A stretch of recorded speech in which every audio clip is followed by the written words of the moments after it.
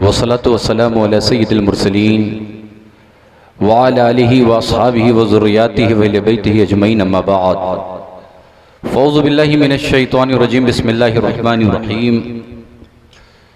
इन्ना आतैनाकल कौसर व क़ाल नबी अलैहिस्सलातु वस्सलाम अना मदीनतुल इल्म वल यून बाबुहा वक़ाल नबी अलैहिस्सलातु वस्सलाम अल हसन वल हुसैन सय्यदा शबाबी अहलिल जन्नह।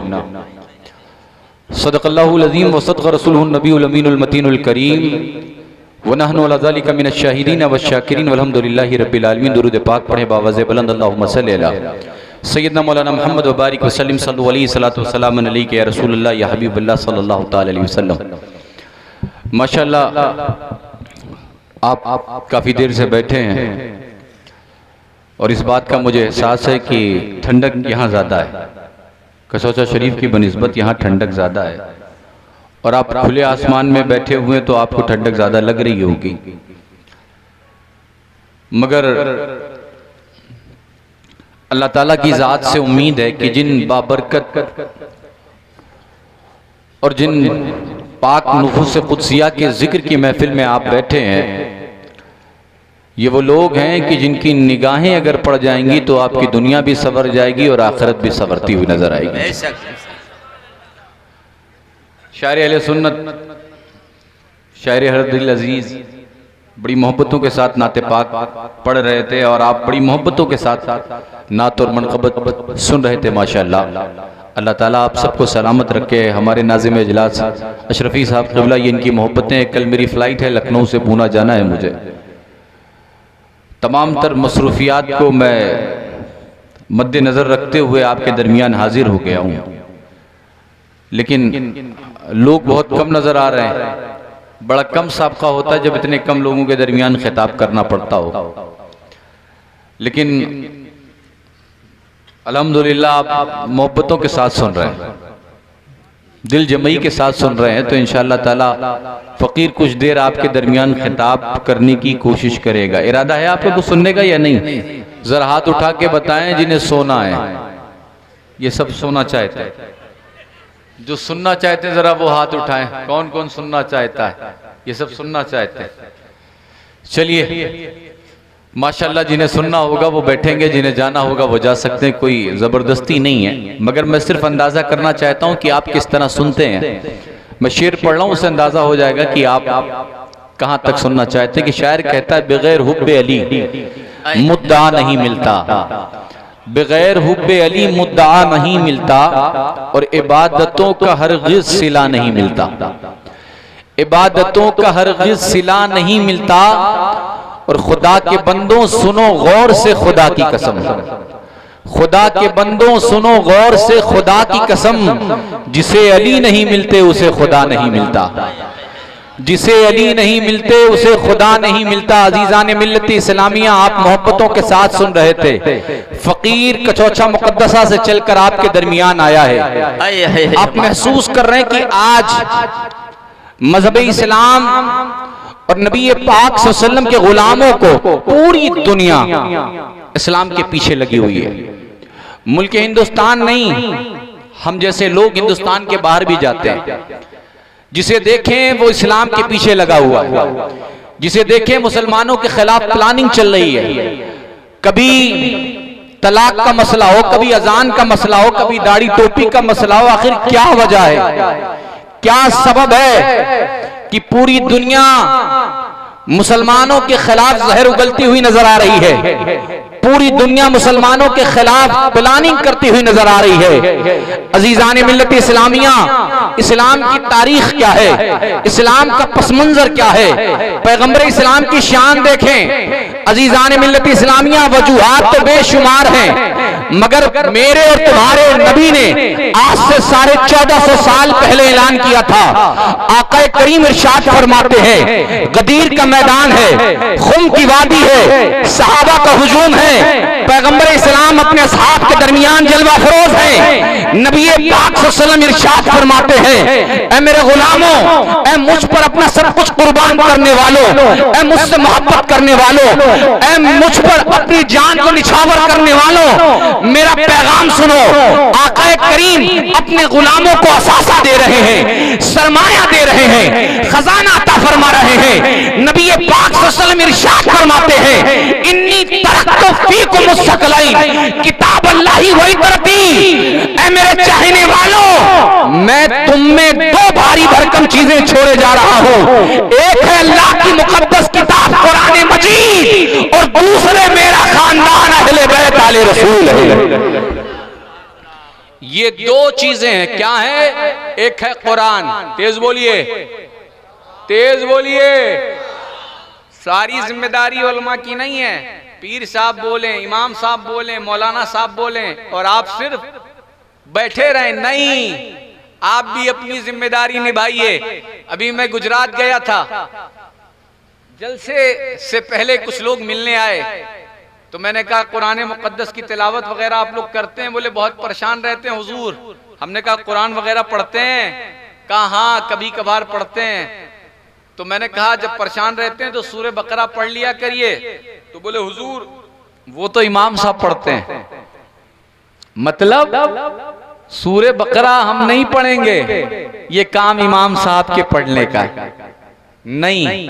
मुसलमानों अपने आप को बदलो, इसलिए कि जब तुम कुरान के करीब हो गए और जब तुम रसूलुल्लाह की औलाद के करीब हो गए, ये दो चीजें हैं, तवज्जो है, आगे बढ़े।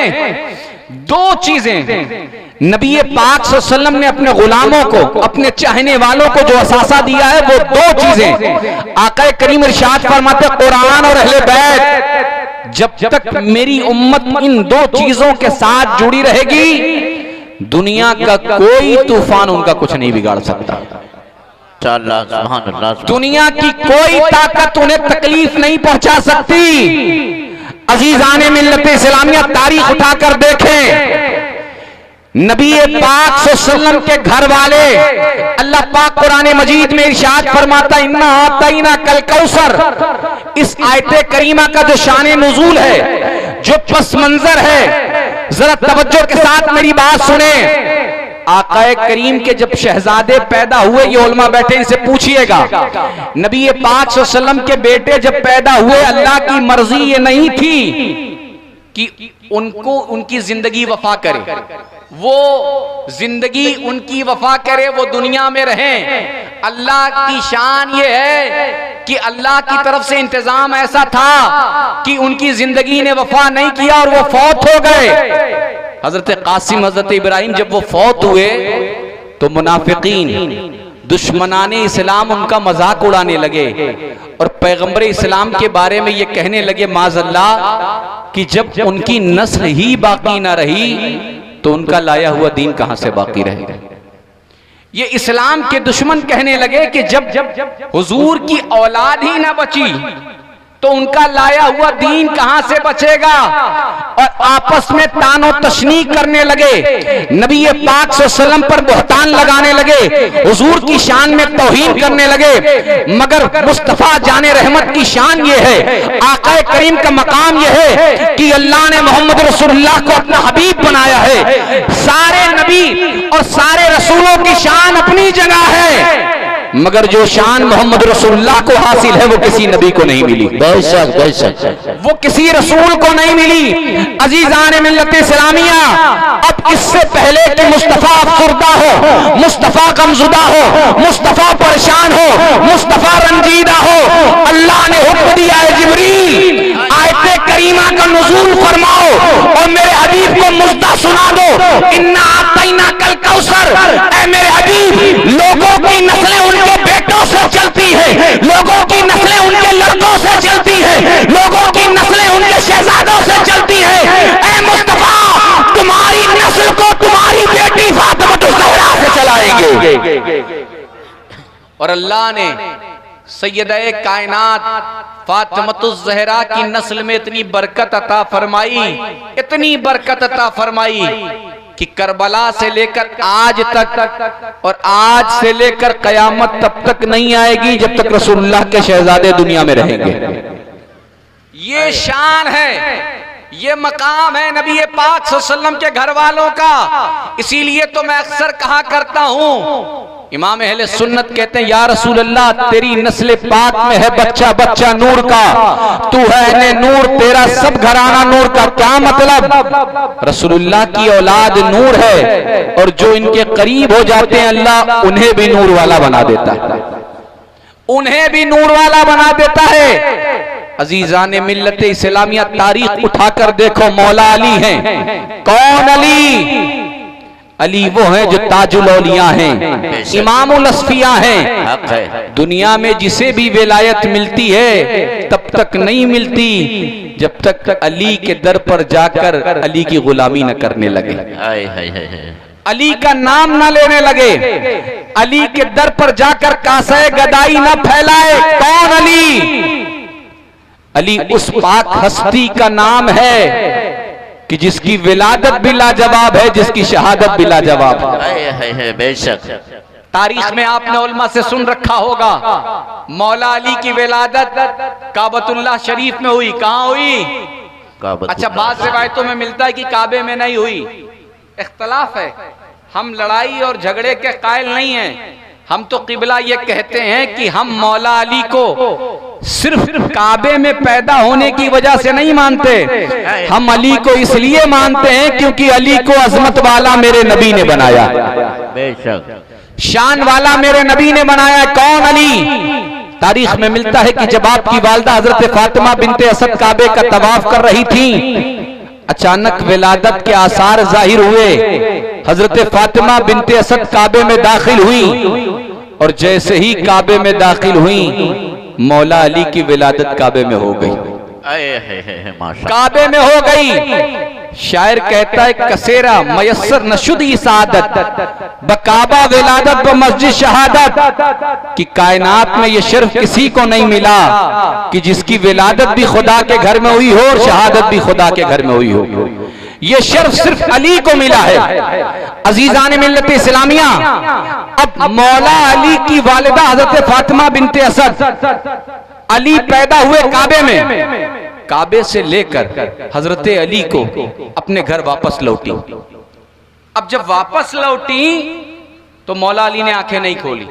घंटा, दिन और मामला दिन से अय्याम में पहुंच गया। अब बात मशहूर हो गई कि अली नाबीना पैदा हुए हैं, अली की आंखों में रोशनी नहीं है, अली देख नहीं पा रहे।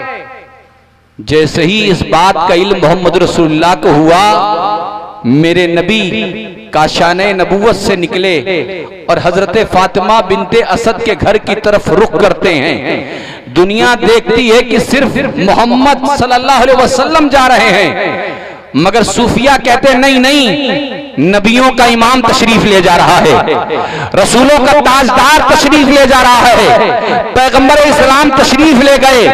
आकाए करीम ने जैसे ही नबी पाक सल्लल्लाहु अलैहि वसल्लम फातिमा बिनते असद के घर पहुंचे और मौला अली को अपनी आगोश में लिया, नबी पाक सल्लल्लाहु अलैहि वसल्लम ने जैसे ही अपना हाथ अली के जिस्म पर रखा है, जैसे ही नबूवत और रिसालत के हाथों ने अली को छुआ है, अली ने आंखें खोल दी, अली ने आंखें खोल दी। क्या मतलब?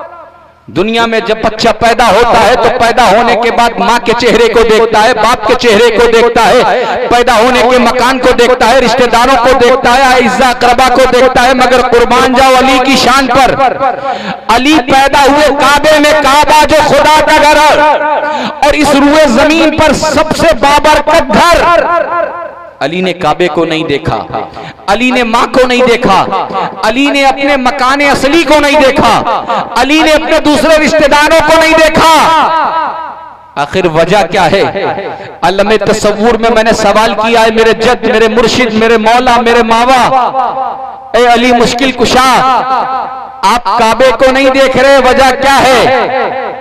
तो आलम रूहानियत में जवाब मिला, माज अशरफ, दुनिया में जो लोग आए हैं वो सभी के लिए आते हैं, अली आया है तो सिर्फ नबी के लिए आया है, अली सिर्फ नबी के लिए आया है। क्या मतलब? मतलब यह है कि अली की ख्वाहिश ये है, अली की तमन्ना ये है, अली की जुस्तजू ये है, अली की आरज़ू ये है कि अली काबे को ना देखे, अली उसे देखे जो काबे का काबा है, जो जाने काबा है। अजीजान मिल्लत इस्लामिया, यही वजह है, यही सबब है कि मौला अली की आंखों ने जिस चेहरे का सबसे पहले दीदार किया उस जात का नाम मोहम्मद रसूलुल्लाह है।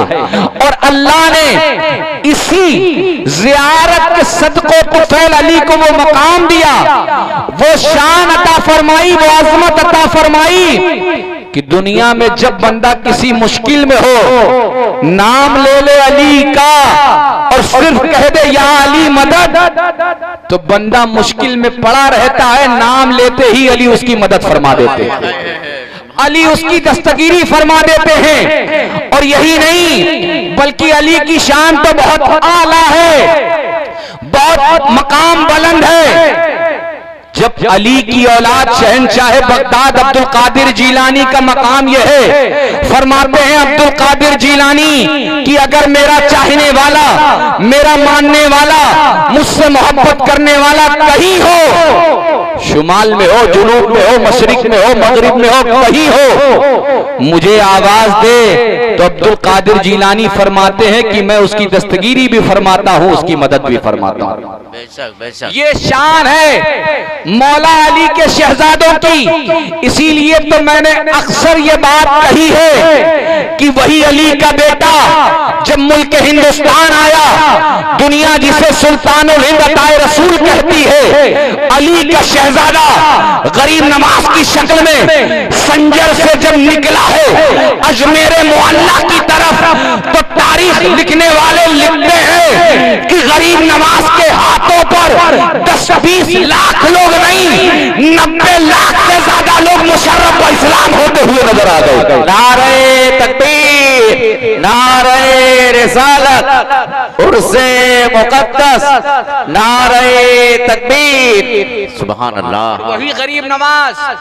आज हमारे यहाँ, हमारे मुआशरे का हाल ये है कि हमारे यहाँ बहुत सारे लोग ऐसे हैं जो अपने आप को ये कहते हैं कि हम मुसलमान हैं, हम मुस्तफा जाने रहमत के उम्मती हैं, मगर जब बात नबी पाक सल्लल्लाहु अलैहि वसल्लम की आती है, हुजूर के उम्मती होने का दावा तो करते हैं, मगर जब अल्लाह के महबूब बंदों की शान और अजमत बयान करने की बात आती है तो कहते हैं कि औलिया के दर से मिलता क्या है, अल्लाह वालों के आस्थानों पर जाने से क्या हासिल होगा, उनकी मजार पर जाने से क्या मिलता है। उन्हें बताओ कि इसी मुल्क हिंदुस्तान में जब लॉर्ड कर्जन आया था, अंग्रेजों की हुकूमत थी, मुल्क हिंदुस्तान का मुशाहिदा करने आया, उसने हिंदुस्तान के तमाम तर तारीखी मकामात को देखने के बाद वो दिल्ली का लाल किला देखता है, वो ताजमहल देखता है, वो कुतुब मीनार देखता है, हिंदुस्तान के तमाम तर तारीखी मकामात को देखने के बाद उसके दिल में ये ख्वाहिश हुई कि अजमेर मोहल्ला चलते हैं।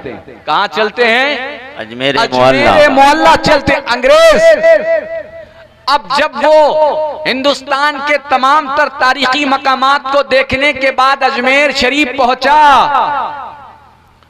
और जब अजमेर पहुंचने के बाद आशिकों का हुजूम देखता है, आशिकों की भीड़ देखता है, चाहने वालों का अज़्दहाम देखता है, मानने वालों का मजमा देखता है, वापस मुल्क हिंदुस्तान से जब यूरोप पहुंचता है तो अपने चाहने मानने वालों से कहता है अंग्रेजों की हुकूमत है, और वो उनसे कहता है कि मुझे एक मजमून लिखना है, मुझे इजाजत दी जाए कि मैं एक मजमून लिख सकूं। लोगों ने कहा बिल्कुल इजाजत है, मजमून लिखिए। कलम मंगवाया उसने, एक पर्चा मंगवाया और कलम उठाकर पर्चे में लिखता है कि मैं मुल्क हिंदुस्तान गया था, वहां पर मैंने हिंदुस्तान के तमाम तर तारीखी मकामात को देखा, मैंने दिल्ली का लाल किला देखा, मैंने आगरा का ताजमहल देखा, मैंने हिंदुस्तान की तमाम तर पुरानी इमारत बादशाहों ने जो बनाई थी, मैंने उन सब का मुशाहिदा किया, उन सबको करीब से देखा। उन सारी इमारतों को देखने के बाद मैं अजमेर मोहल्ला गया, और जब अजमेर गया वो लिखता है लॉर्ड कर्जन कि जब मैं अजमेर गया तो मैंने वहां लोगों की भीड़ देखी, लोगों का मजमा देखा, लोगों का इज़्तिहाम देखा।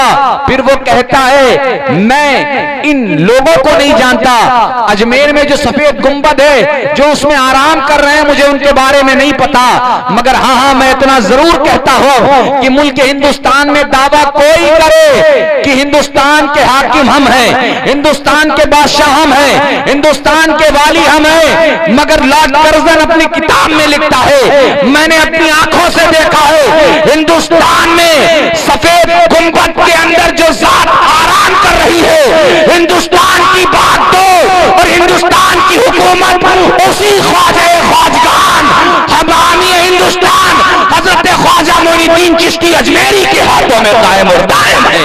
आए सुभान अल्लाह सुभान अल्लाह, बहुत खूब ये माशाअल्लाह। कौन कह रहा है?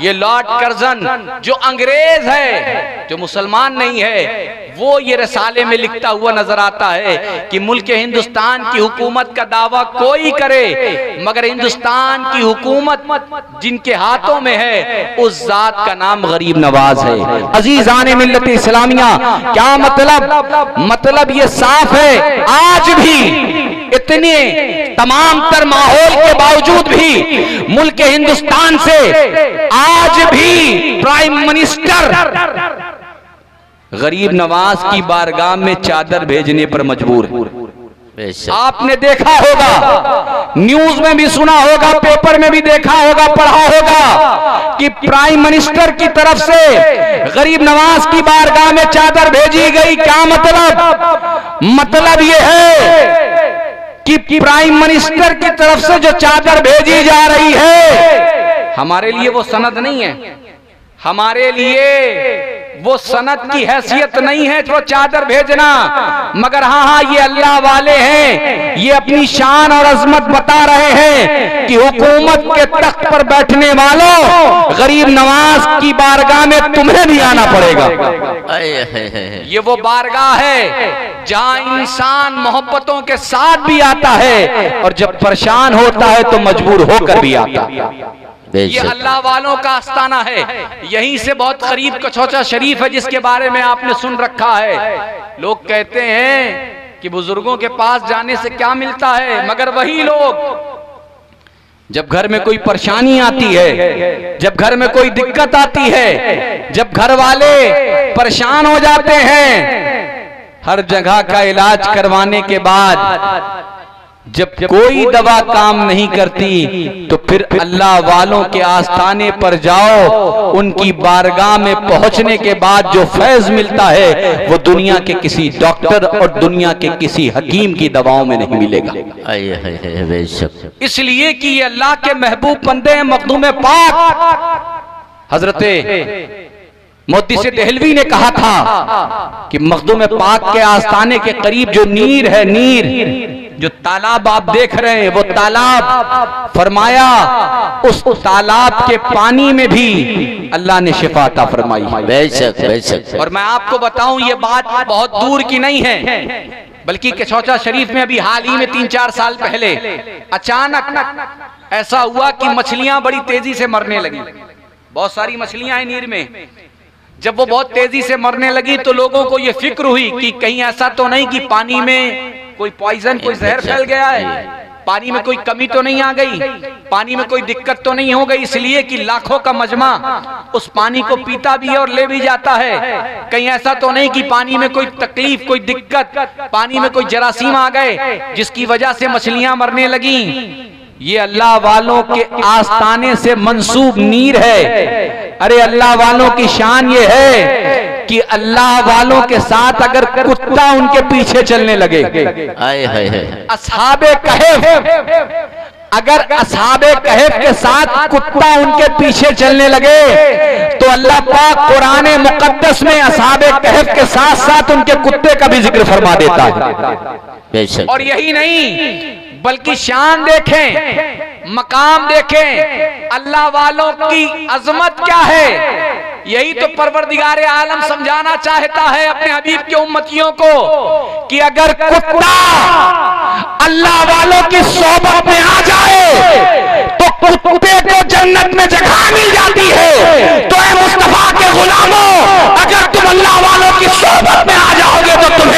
में ठिकाना मिल जाए। बेशक हक है, सुभान अल्लाह सुभान अल्लाह। अगर जानवर अल्लाह वालों की सोहबत में आ जाता है तो उसे ठिकाना मिल जाता है, मुस्तफ़ा के गुलाम अगर अल्लाह वालों की सोहबत में आ जाएं तो उन्हें ठिकाना क्यों नहीं मिलेगा। अजीजान मिल्लत इस्लामिया, मैं ये अर्ज कर रहा था कि जब लोगों को फिक्र हुई तो पूरा डेलीगेशन बुलाया गया और मखदूम पाक के आस्थाने की जो नीर है उसके पानी को टेस्ट करवाने के लिए लेबोरेटरी में भेजा गया।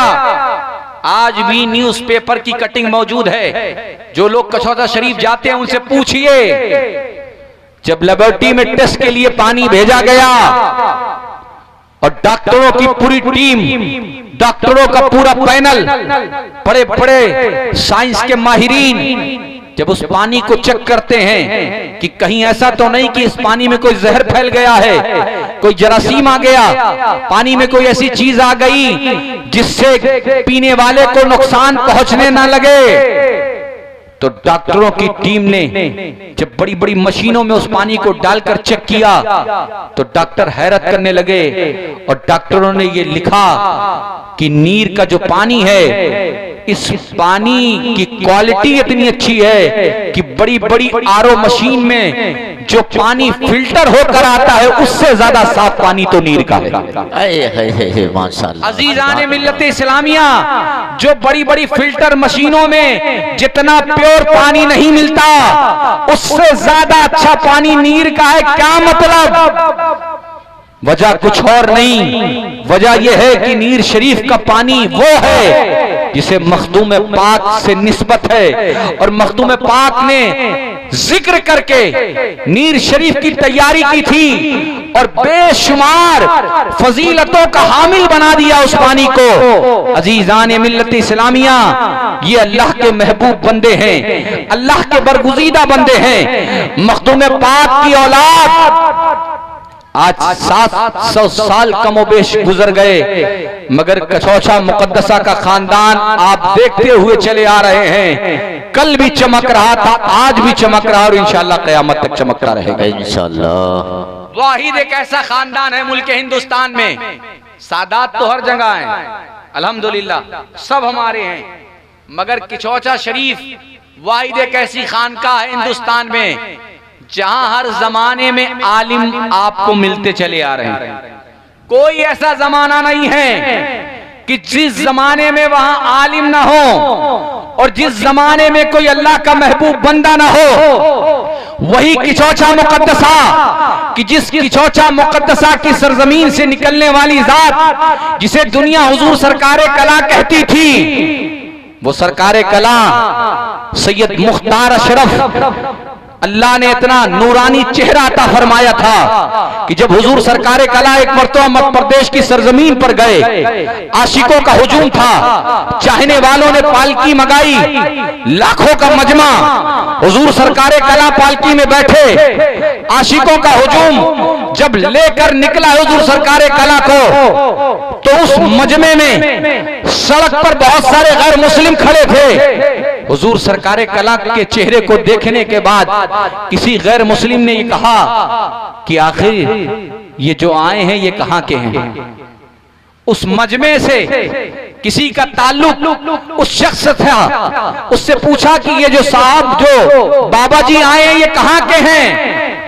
तो उसने बताया ये बाबा जी कचौचा शरीफ से आए हैं। उसने पूछा ये कौन है, तो उन्होंने बताया ये मोहम्मद रसूलुल्लाह के वंश के हैं, उनके खानदान के हैं।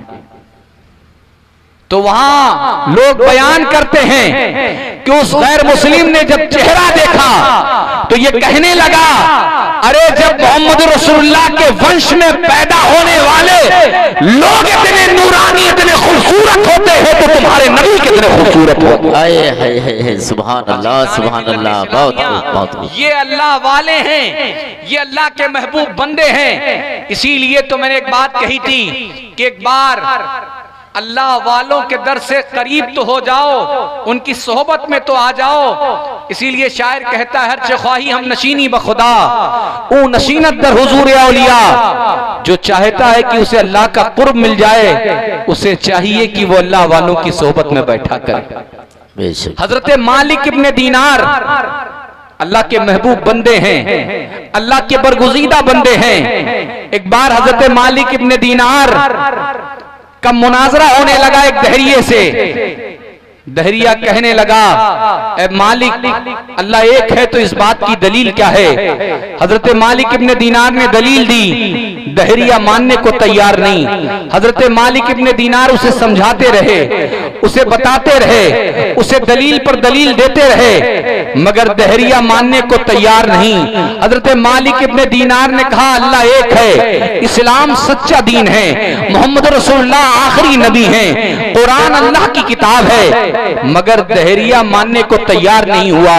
जब हजरत मालिक इब्ने दीनार ने उसे बहुत समझाया, बहुत बताया, बहुत उसे समझाने की कोशिश की, वो मानने को तैयार नहीं हुआ, तो हजरत मालिक इब्ने दीनार ने फरमाया, अब बात दलील से तय होने वाली नहीं है, अब बात मुनाजरे से तय नहीं हो पाएगी। फरमाया, अब अगर तुझे इस्लाम को सच्चा मानना है और तुझे ये मानना है कि इस्लाम सच्चा दीन है, तो उसके लिए अब मुनाजरा नहीं, अब मुबाहिला करना पड़ेगा। क्या करना पड़ेगा? मुबाहिला। आपने उलमा से सुन रखा है कि जब मुबाहिला होता है तो मुबाहिले में आग जलाई जाती है। क्या जलाया जाता है? आग। जैसे ठंडक के मौसम में आप आग जलाते हैं ना, वैसे ही जब मुबाहिला होता है, कोई शख्स ना माने कि आप सही हैं तो आग जलाकर आग से गुजरना पड़ता है। दावा करने वाला भी गुजरता है और जो नहीं मानता उसे भी गुजरना पड़ता है। हजरत मालिक इब्ने दीनार ने कहा कि ठीक है, अगर तू मानने को तैयार नहीं है, मुनाजरे से बात तय नहीं होती, तो मुबाहिला कर लेते हैं, मुबाहिले से बात तय हो जाएगी। जब बात मुबाहिले की आई तो दहरिया बड़ा चालाक था, बड़ा समझदार था, बड़ा दूरअंदेश था। उसने कहा, हजरत बात तो ठीक है, मैं मुबाहिले के लिए तैयार हूं, मगर हजरत जब आग से गुजरना होगा तो मैं तन्हा आग से नहीं गुजरूंगा, बल्कि आपके साथ आपका हाथ पकड़कर आग से गुजरूंगा। कैसे गुजरूंगा? आपके साथ आपका हाथ पकड़ के आग से गुजरूंगा। खैर, हजरत मालिक इब्ने दीनार ने फरमाया, ठीक है, कोई बात नहीं, जैसा तू चाहे मैं उस पर राजी हूं। इसलिए कि आप ये चाहते थे कि वो मान ले इस्लाम सच्चा दीन है, आपकी ख्वाहिश यही थी। आग जलाई गई और जब आग रोशन हुई और आग की लौएं आसमान की बुलंदियों से बात करने लगी, तो हजरत मालिक इब्ने दीनार आग के करीब पहुंच गए और जैसे ही आग में दाखिल होने लगे, दहरिया ने आवाज दी, बाबा कहां जा रहे हैं अकेले? मुझे भी साथ लीजिए और मुझे भी अपने साथ लेकर चलिए, इसलिए कि मैंने आपसे वादा किया था और आपने भी मुझसे वादा किया था कि आप तन्हा आग से नहीं गुजरेंगे, बल्कि मुझे साथ लेकर गुजरेंगे। खैर, हजरत मालिक इब्ने दीनार मुस्कुराए, आपने उसका हाथ पकड़ा और आग में दाखिल हुए। अल्लाह की शान देखें, अल्लाह की कुदरत देखें। हजरत मालिक इब्ने दीनार ने जब दहरिये का हाथ पकड़ा और आग के करीब पहुंचे, आग में दाखिल हुए और जैसे ही आग में दाखिल हुए, आग ने हजरत मालिक इब्ने दीनार को तकलीफ नहीं पहुंचाई। आग ने हजरत मालिक इब्ने दीनार को नहीं जलाया और सिर्फ मालिक इब्ने दीनार नहीं, बल्कि आग ने उस दहरिये को भी नहीं जलाया। अब दोनों लोग आग में दाखिल हुए और फिर आग से पार निकल गए और जब आग को पार कर गए तो हजरत मालिक इब्ने दीनार देखते हैं कि वो भी बच गए आग से और दहरिया भी बच गया। न हजरत मालिक इब्ने दीनार जले न दहरिया जला। तो हजरत मालिक इब्ने दीनार के दिल में ये ख्याल आया, परवरदिगारा, मैं आग से बच गया तो बात समझ में आती है, इसलिए कि मेरा दीन सच्चा है, मेरा मजहब सच्चा है, मेरा नबी सच्चा है, मेरे नबी पर नाजिल होने वाली किताब कुरान मजीद सच्ची है। ऐ मेरे मालिक, मैं बच गया तो बात समझ में आती है, मगर ये दहरिया जो इस्लाम को नहीं मानता, परवरदिगारा ये क्यों बच गया? इसे आग ने क्यों नहीं जलाया? जब हजरत मालिक इब्ने दीनार ये सोचने लगे तो अल्लाह की तरफ से हजरत मालिक इब्ने दीनार की तरफ इल्हाम किया गया, ऐ मालिक, तू इसलिए बच गया क्योंकि तू सच्चा था, और दहरिया इसलिए बच गया क्योंकि वो तेरे साथ था। क्या मतलब? अगर एक दहरिया, एक मजूसी, एक इस्लाम को ना मानने वाला अल्लाह वाले की सोबत में आ जाए तो दुनिया की आग उसे नहीं जलाती। तो अगर मुस्तफा के गुलाम, मुस्तफा के चाहने वाले अल्लाह के महबूब बंदों की सोबत में आ जाएंगे तो दुनिया की आग क्या, जहन्नम की आग भी उन्हें नहीं जला सकती। सुभान अल्लाह, सुभान अल्लाह, हक है। दुनिया की आग की हैसियत क्या है, जहन्नम की आग भी उन्हें नहीं जलाएगी। अजीजान मिल्लत इस्लामिया, हजरत मौला अली की एक बात मैं बयान करके अपने खिताब को मुकम्मल करता हूँ, इसलिए कि मुझे भी निकलना है और ठंडक भी काफी है और काफी देर से आप बैठे हैं। हजरत मौला अली, तारीख उठाकर देखें, अली उस हस्ती का नाम है कि हजरत मौला अली जिस जंग में आ गए, जिस मैदान में आ गए, अल्लाह ने अली को वो शान अता फरमाई थी कि जंगे बद्र हो, ओहद हो, खंदक हो, खैबर हो, जिस जंग में अली उतरते थे तो उस जंग में सिर्फ अली की तलवार की चमक नजर आती थी। जंगे बद्र इस्लाम का पहला मार्का, पहली जंग, जब दुश्मनाने इस्लाम पैगंबर इस्लाम के असहाब के मुकाबले में आए, तारीख बताती है कि मौला अली जब निकले हैं और तलवार उठाई है जुल्फकार हैदरी, तो खुदा की कसम जब मौला अली ने तलवार निकाली है और दुश्मनों पे जब वार करना शुरू किया है तो ऐसा लगता था कि अली की तलवार चल रही हो और दुश्मन इस तरह से कट के गिर रहा हो जैसे गाजर और मूली काटी जा रही है। और तारीख में मिलता है, सीरत में मिलता है कि तन्हा अली की तलवार से कमोबेश 70 से लेकर 80 काफिर वासिले जहन्नम होते हुए नजर आए। और जब अली तलवार चला रहे थे तो रिजवाने जन्नत ये कहते हुए नजर आ रहे थे कि ला फता इल्ला अली, ला सैफा इल्ला जुल्फकार। इसीलिए तो शायर कहता है, शाह मर्दा, शेर यज़्दा, कुव्वते परवरदिगार, ला फता इल्ला अली, ला सैफा इल्ला जुल्फकार। अली जब तलवार चलाते हैं तो अली की तलवार होती है और जलवा मोहम्मद रसूलुल्लाह का नजर आता है। जंगे खंदक, ये आखिरी बात है जो मैं करके खिताब को मुकम्मल करना चाहता हूं। इस्लाम की वो जंग है कि जिसमें नबी पाक सल्लल्लाहु अलैहि वसल्लम ने असहाब के चारों जानिब से खंदक खोदने का हुक्म दिया कि दुश्मन से मुकाबला करने के लिए चारों तरफ से खंदक खोद दी जाए ताकि दुश्मन हम पर हमला ना कर सके। तारीख उठाकर देखें, इमाम मुस्लिम ने इस वाक़े को नक़ल किया है, हदीस पाक की किताब है कि जब असहाबे रसूल खंदक खोद रहे थे तो खंदक खोदने के दरमियान उनके बीच में एक ऐसा पत्थर आ गया जो टूटने का नाम नहीं ले रहा। सहाबा मेहनत कर रहे हैं मगर वो पत्थर टूटने का नाम नहीं ले रहा। अक्सर सहाबा कोशिश करते रहे कि पत्थर टूट जाए, पत्थर टूट जाए, मगर पत्थर टूटने का नाम नहीं ले रहा। सहाबा ने हम गुलामों को ये तरीका भी बताया, ये नजरिया भी बताया और ये अकीदा भी बता दिया कि जब सारी मुश्किलें आपके करीब पहुंच जाएं और जब आपकी कोई मदद ना करता हुआ नजर आए, कोई आपकी दस्तगीरी ना करे, तो फिर घबराने की जरूरत नहीं है, मोहम्मद रसूलुल्लाह के आस्थाने की तरफ लौ लगाने की जरूरत है। साहबा जब उस पत्थर को तोड़ने में कामयाब नहीं हो पाए, काफी कोशिश की, सबने मेहनत की, तो नबी पाक सल्लल्लाहु अलैहि वसल्लम की बारगाह में पहुंचे, अर्ज किया, या रसूल अल्लाह, खंदक के दरमियान एक पत्थर ऐसा आ गया है जिसे हम तोड़ना चाहते हैं मगर वो टूटने का नाम नहीं ले रहा। नबी पाक सल्लल्लाहु अलैहि वसल्लम ने जब अपने असहाब की बात सुनी, हुजूर मुस्कुराए। तारीख में मिलता है कि नबी पाक सल्लल्लाहु अलैहि वसल्लम ने अपने शिकम मुबारक पर पत्थर बांध रखा था। भूख की शिद्दत की वजह से आका करीम सल्लल्लाहु अलैहि वसल्लम ने अपने पेट पर पत्थर बांध रखा था। नबी पाक सल्लल्लाहु अलैहि वसल्लम ने जब अपने चाहने वालों की बात सुनी तो हुजूर ने फरमाया, ऐ मेरे गुलामों, परेशान मत हो, मैं तुम्हारे साथ चलता हूं। अब हुजूर नबी पाक सल्लल्लाहु अलैहि वसल्लम सहाबा के साथ गए।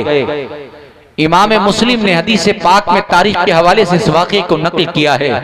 सहाबा जो हथियार पत्थर तोड़ने का था उससे कोशिश कर रहे थे मगर उसे तोड़ नहीं पा रहे थे।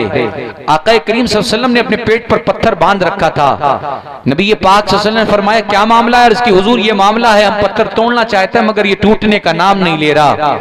हुजूर ने कहा वो हथियार हमें दें जिससे आप इस पत्थर को तोड़ रहे हैं। तारीख में मिलता है नबी पाक सल्लल्लाहु अलैहि वसल्लम ने अपने मुकद्दस हाथों में जैसे ही उस कुदाल को लिया, उस फावड़े को लिया, नबियों के इमाम के हाथों में जैसे वो कुदाल आई, वो हथियार आया और पैगंबर इस्लाम ने जैसे ही उसे उठाया और उस पत्थर पर मारा है। अजीजान मिल्लत इस्लामिया, नबी पाक सल्लल्लाहु अलैहि वसल्लम का मौजज़ा देखें, हुजूर की शान देखें। हुजूर ने जैसे ही उस हथियार को उठाकर पत्थर पर मारा है, सहाबा बयान करते हैं कि पत्थर ऐसा टूटा कि जैसे रेत की तरह रेजे रेजे में होकर टुकड़े में होकर बिखर गया। एक बार किया नबी पाक सल्लल्लाहु अलैहि वसल्लम ने, एक बार किया, पत्थर ऐसा टुकड़ों में बिखर गया जैसे लगता हो कि वो पत्थर नहीं बल्कि रेत का एक टापू रहा हो कि जिस पर वार किया जाए और वो टुकड़ों में बिखर जाए। अजीजान मिल्लत इस्लामिया, जब सहाबा ने ये मंजर देखा तो सहाबा नारे तकबीर और नारे रिसालत की सदाएं बुलंद करने लगे। ये शान है मेरे नबी की। खैर, जब खंदक चारों जानिब से खोद दी गई, दुश्मनाने इस्लाम चारों जानिब से खंदक का मुहासबा करने लगे कि कोई ऐसा मुकाम मिल जाए कि जिस मकाम से खंदक को पार कर लिया जाए। अजीजान मिल्लत इस्लामिया, तारीख में मिलता है कि एक दुश्मन इस्लाम जो उस वक्त अरब का सबसे बड़ा ताकतवर था, सबसे बड़ा पहलवान था, सबसे बड़ा जंगजू था, सबसे बड़ा बहादुर था, तारीख में जिसका नाम अम्र बिन अब्द वुद मिलता है। अम्र बिन अब्द वुद ने खंदक का चारों जानिब से मुहासबा किया और जब चारों जानिब से मुहासबा किया तो खंदक की एक सिमत उसे थोड़ा सा कमजोर नजर आई। उसने खंदक को क्रॉस कर लिया। वो घोड़े पर बैठा हुआ था और घोड़े से खंदक को पार करने के बाद नबी पाक सल्लल्लाहु अलैहि वसल्लम और आपके असहाब के करीब आया और उसने वहीं से आवाज दी कि है कोई जो मुझसे मुकाबला करे, है कोई जो मेरे सामने आए, है कोई जो मुझसे जंग करे। जब उसने ये बात कही और जैसे ही ये ऐलान किया तो सहाबा में खामोशी छा गई। सब के सब खामोश हो गए मगर मौला अली मुश्किल कुशा, जैसे ही उसने ये चैलेंज किया, हजरत अली खड़े हुए और आपने अर्ज किया या रसूल अल्लाह, मुझे इजाजत दे, मैं इससे मुकाबला करने जाऊंगा। सुभान अल्लाह, सुभान अल्लाह। तारीख में मिलता है कि अम्र बिन अब्द वुद अरब का ऐसा ताकतवर था कि अकेले 1000 कमोबेश मर्दों के बराबर उसके अंदर ताकत थी। और यही नहीं, ये रिवायतों में मिलता है कि अगर ऊंट का बच्चा किसी खाल पर बैठा रहे, इतनी ताकत थी कि अगर वो खाल खींचता था, खाल बाहर आ जाती थी, ऊंट का बच्चा बैठा रहता था। अजीजान मिल्लत इस्लामिया, इतना ताकतवर, इतना बड़ा बहादुर, इतना बड़ा जंगजू। जब उसने कहा कि कोई है जो मुझसे मुकाबला करे, सब के सब खामोश थे। मौला अली खड़े हुए, कहा या रसूल अल्लाह, मैं मुकाबला करने जाऊंगा। नबी पाक सल्लल्लाहु अलैहि वसल्लम ने फरमाया अली बैठ जाओ। अली बैठ गए। फिर उसने दोबारा चैलेंज किया, है कोई जो मुझसे मुकाबला करे? सब खामोश। हजरत अली ने फिर इजाजत मांगी, हुजूर ने फिर मना फरमा दिया। तीसरी बार उसने कुछ नाजेबा जुमलों का इस्तेमाल किया अम्र बिन अब्द वुद ने कि कोई नहीं है जो मुझसे मुकाबला कर सके। हजरत अली खड़े हुए, या रसूल अल्लाह, मुझे इजाजत दें, मैं इससे मुकाबला करने जाऊंगा। मेरे नबी ने फरमाया अली, इजाजत दी। आका करीम ने और अपना अमामा उतारा, अमामा शरीफ। मौला अली के सर पर अपना अमामा रखा, दुआ के लिए हाथ उठाए। पैगंबर इस्लाम ने दुआ के लिए हाथ उठाए। तारीख में मिलता है नबी पाक सल्लल्लाहु अलैहि वसल्लम इरशाद फरमाते, परवरदिगारा, आज अली की जीत सिर्फ अली की जीत नहीं, इस्लाम की जीत है। आज सिर्फ अली की जीत नहीं बल्कि अली की जीत इस्लाम की जीत है। ऐ अल्लाह अली को नुसरत और फतेह अता फरमा। मौला अली निकले हैं। तारीख में मिलता है कि अम्र बिन अब्द वुद बड़ा ताकतवर, बड़ा बहादुर था, मगर जब हजरत अली मैदान जंग में आए, अम्र बिन अब्द वुद ने हजरत अली को देखा। देखने के बाद कहने लगा, ये मुझसे क्या मुकाबला कर पाए, ये मेरे मुकाबले में नहीं है, किसी ताकतवर को भेजो। मौला अली ने फरमाया, मुकाबला जंग के मैदान में तलवारें फैसला करती हैं कि किसके अंदर कितनी कुव्वत है, कितनी ताकत है। हजरत अली ने फरमाया, वार कर, मैं इजाजत देता हूं तुझे कि तू पहले मुझ पर वार कर ले। अम्र बिन अब्द वुद ने कहा, अली पहले वार क्यों नहीं करते? फरमाया, तारीख जानती है, किताबों में मज़कूर है, दुनिया जानती और पहचानती है, जब अली की जुल्फ़िकार उठती है तो दुश्मन इस लायक बचता ही नहीं है कि वो वार कर सके। इसीलिए अली चाहता है, अली की ख्वाहिश ये है कि दुश्मन पहले हमला करे। अजीजान मिल्लत इस्लामिया, अम्र बिन अब्द वुद ने तलवार निकाली और जैसे ही तलवार निकालकर हजरत अली पर वार किया है, मौला अली ने ढाल से उसके वार को रोका और जब ढाल से उसके वार को रोककर हजरत अली संभले हैं, तलवार उठाई। पहले जंग जब होती थी तो लोग लोहे का लिबास पहनते थे, पूरा खोल लोहे का होता था, सर से लेकर पैर तक। उसने पूरा लोहे का खोल पहन रखा था, वो घोड़े पर सवार था। हजरत अली ने जुल्फ़िकार हैदरी निकाली, मौला अली संभले और जब हजरत अली ने वार किया है, जुल्फ़िकार हैदरी निकालकर जब मौला अली ने अम्र बिन अब्द वुद पर वार किया तो तारीख में मिलता है, जैसे ही मौला अली ने तलवार उठाई, अम्र बिन अब्द वुद के सर पर तलवार मारी है। जैसे ही जुल्फ़िकार हैदरी अम्र बिन अब्द वुद के सर पर पड़ी है, सर के दो टुकड़े हुए, तलवार ने सर के दो टुकड़े किए, तलवार आगे बढ़ी, अम्र बिन अब्द वुद के पूरे जिस्म को दो टुकड़े में चीरती हुई नजर आई और ज़मीन तक जुल्फ़िकार हैदरी पहुंच गई। सुभान अल्लाह, सुभान अल्लाह। शान है मौला अली की तलवार की। अजीजान मिल्लत इस्लामिया, इसीलिए तो मेरे नबी ने इरशाद फरमाया कि खंदक में अली की तलवार का एक वार, मेरे नबी इरशाद फरमाते हैं कि जिन्न और इंस की नफली इबादत एक पल्ले में रख दी जाए और अली की तलवार का एक वार एक पल्ले में रख दिया जाए, फिर भी अली की तलवार का वार और वजन भारी रहेगा।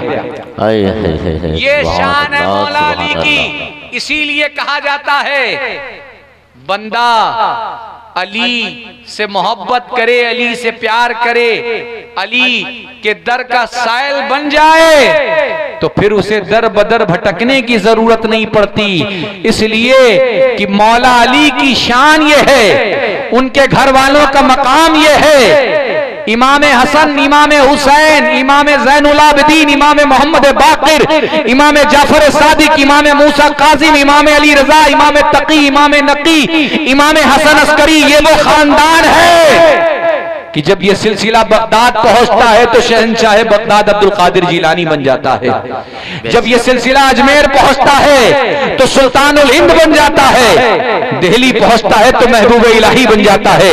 मकनपुर पहुंचता है तो मदार पाक बन जाता है। वारिस पाक बन जाता है, देवा पहुंचता है, और किसासा पहुंचता है तो मखदूम पाक बन जाता है।